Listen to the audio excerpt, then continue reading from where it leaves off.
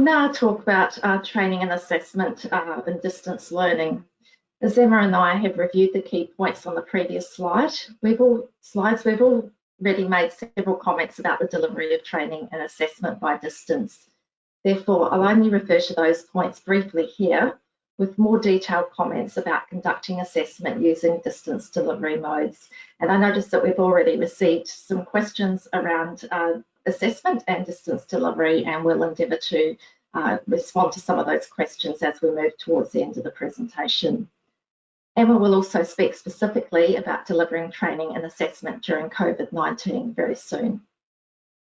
As many of you will be aware, the regulatory requirements pertaining to the delivery of training and assessment are outlined in the clauses within Standard 1 of the standards for RTOs. Compliance with the requirements of Standard 1 clauses applies regardless of the mode of delivery, whether that's distance learning or otherwise. What this means is where your RTO chooses to deliver training and assessment by distance learning or changes its course delivery mode to distance learning, the delivery method used must ensure quality outcomes for learners, including delivery and assessment practices that align to the training package requirements.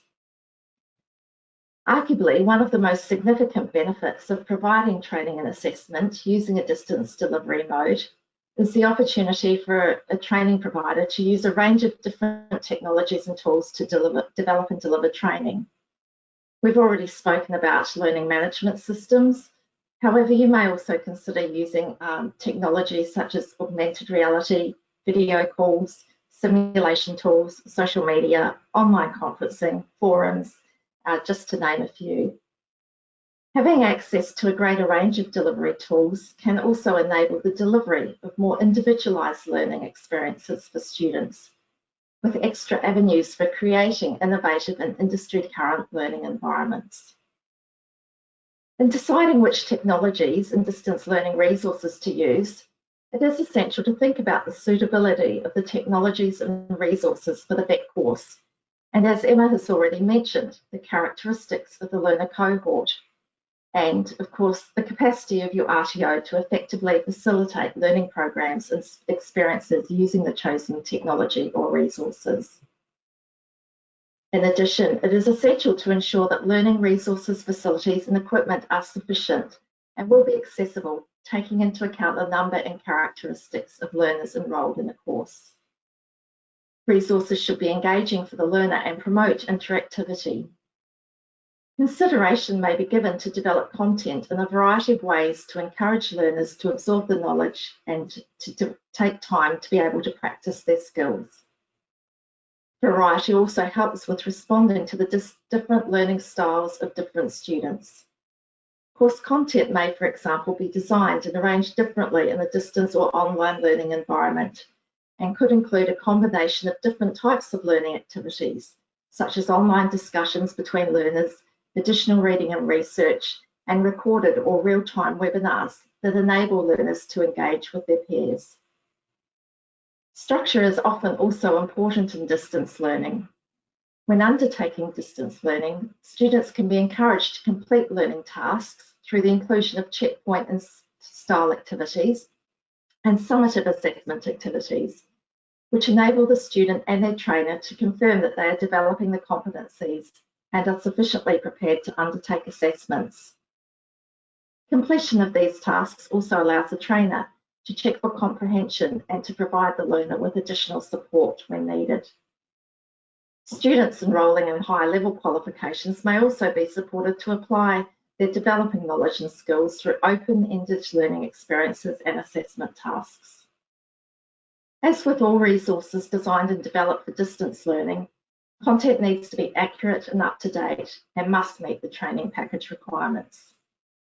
Whether your RTO uses training materials that have been developed in-house or externally, it is essential to regularly check that the content is still industry current. Any links to external resources should also be checked regularly to ensure that they are current and accessible to learners. So I'm now just going to speak about conducting assessment using distance delivery methods, particularly with reference to demonstrating practical skills and workplace observations. As we've mentioned previously, all assessment, whether conducted by distance or another mode, such as face-to-face, must conform to the requirements outlined in Clause 1.8 of the standards, including all assessment requirements specified in the relevant training package for each unit of competency. In some cases, assessment may not be able to be easily adapted to be conducted at a distance due to mandatory conditions in the assessment conditions. Often these conditions describe, for example, the specific equipment and materials, contingencies, physical conditions, relationships with other people, and timeframes that must be in place during assessment.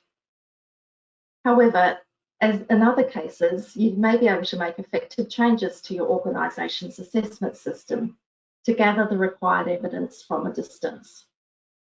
For example, where a student is to be observed performing particular tasks or demonstrate skills in a work environment, the evidence gathering process and medium used to gather evidence may be able to be adapted to include video recordings, for example, from a phone or other device, or use live video conferencing or video streaming technologies. In this instance, the assessor may also be able to use the same observation checklists that they would have had they been physically present to observe the student on site or in the workplace. As always, assessment must be conducted in accordance with the principles of assessment and rules of evidence. In particular, ensuring that judgments about competency are based on valid, current, sufficient, and authentic evidence. In cases where the assessor cannot directly gather all of the required evidence to support a competency judgment, the evidence may be able to be gathered or reported by other people. Most commonly, RTOs will ask a workplace supervisor to gather that evidence. And ASQA has published a guide for RTOs on using other parties to collect assessment evidence in such circumstances. For some units of competency, the assessment conditions specified in the training package allow for assessment normally conducted in the workplace to be carried out in a simulated environment. If your RTO is planning to use a simulated environment for assessment purposes as part of a distance delivery strategy, there are several questions that you will need to consider. Firstly, how will you ensure that the simulated environment reflects the conditions found in the real workplace to be as realistic as possible? Secondly, does the simulated environment have all of the equipment and resources mandated in the assessment conditions for the unit? And are the assessment activities realistic and reasonable in terms of scale? Where simulation is allowed, you must review the training package requirements to determine if the learner can accurately replicate a simulated workplace environment from a remote location. So I'm now just going to speak about work placement. Many qualifications do include a requirement for mandatory work placement before a determination is made about a learner's competency. The tools used to gather evidence of work placement for distance learners are, in my experience, usually similar to those for face-to-face learners, often being logbooks and RTO records of contact with workplace supervisors to monitor student progress. And Emma will be speaking further about these matters specifically related to work placement during COVID-19 in a couple of minutes from now. Finally, I'd just like to speak about two other considerations relevant to the delivery of training and assessment by distance, specifically trainer to student ratios and authenticity of assessment. ASQA regulatory officers are often asked by RTOs, what is an appropriate number of students to a trainer? With the exception of ALACOS courses, there is no specific answer to this question. Essentially, in determining trainer to student ratios, your organisation needs to consider the complexity of the requirements of the training product being delivered and, of course, the learner cohort and how delivery will occur. In the case of self-directed online learning, for example, where students do not need to be online at the same time, your organisation's trainers may be able to support a higher number of learners than would normally be the case in a classroom environment. However, the most important consideration at all times is that students remain supported and have sufficient access to their trainer to assist them in their learning. With regard to authenticity of assessment, this can be an area of concern where assessment or the gathering of evidence for assessment purposes occurs at a distance from the assessor. If you are an assessor in this scenario, the key question is, how can you be assured that the evidence gathered belongs to the student being assessed and provides evidence of that person's skills and knowledge? ASQA's User's Guide to the Standards for Registered Training Organisations provides a case study about ensuring authenticity in the online environment, which includes details of one possible approach.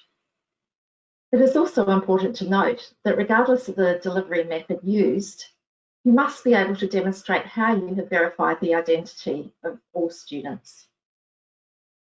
And finally, the most common complaints relating to assessment that ASQA receives from learners undertaking distance or online learning relate first of all to online learning platforms. Some students report that these platforms are not adequate and do not allow for appropriate records to be retained. For example, ASQA receives complaints that students have submitted assessments using the RTO's LMS, however the platform loses the assessment after being uploaded. Another common complaint is that students are told that they can simulate an assessment at home using family or friends to role play, but the student and the role play participants are not provided with sufficient instructions to guide how the role play should be structured and would be assessed in a manner that meets the training package requirements.